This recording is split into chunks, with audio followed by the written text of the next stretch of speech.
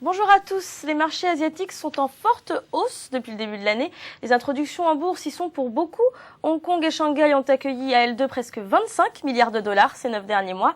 Reste à savoir si la situation est aussi favorable pour tout le reste de l'Asie. Le mieux est encore de poser directement la question à un spécialiste. André Marini, président de Ceres Asset Management, est avec nous aujourd'hui en plateau. Bonjour André. Bonjour. Alors comment ça se passe sur les places asiatiques aujourd'hui ?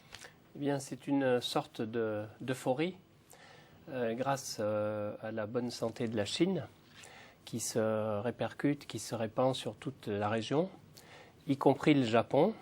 D'accord. Et au Japon, est-ce qu'on peut en parler? Parce que dernièrement, ça se passait pas très bien là-bas. Oui, il y a deux problèmes au Japon. D'abord, il y a une transition politique importante. Comme vous le savez, le parti démocrate a pris ses fonctions récemment. Il cherche ses marques. Et le deuxième point important, c'est la hausse du yen qui bloque un peu l'économie actuellement. D'accord. Comment ça se traduit alors sur la bourse japonaise? Eh bien, la bourse a performé beaucoup moins que les autres bourses en Asie. Et donc, aujourd'hui, elle est très en retard. Et c'est probablement un des paris les plus intéressants à faire sur la région asiatique aujourd'hui. Donc, on a parlé des choses négatives au Japon, il y a quand même des choses positives. Oui, bien sûr. C'est le marché le moins cher de la région aujourd'hui. En termes de price to book, de price to sales, on est au plus bas de toute l'Asie. Et donc, le Japon, même s'il a des problèmes structurels, est un pays boursièrement très attrayant aujourd'hui. Les exportations se reprennent.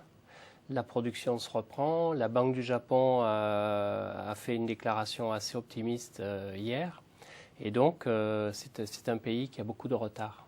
Qui a beaucoup de retard, mais est-ce qu'on peut envisager une amélioration à court terme ou à plus long terme? Je dirais à court terme, à moyen terme, à long terme. C'est très attrayant parce que le yen, à mon avis, est extrêmement surévalué. Et donc, au moindre repli, toutes les valeurs exportatrices vont monter fortement.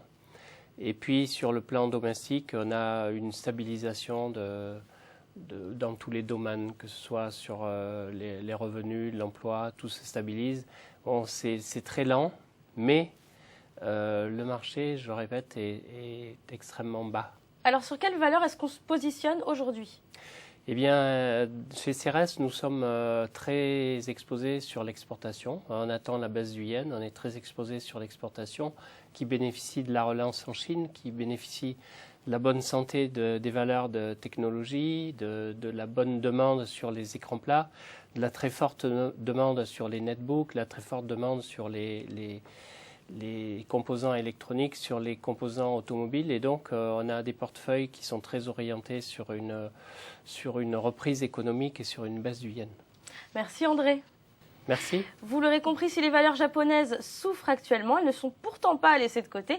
L'embellie pourrait arriver très prochainement. Merci de votre attention et à très bientôt.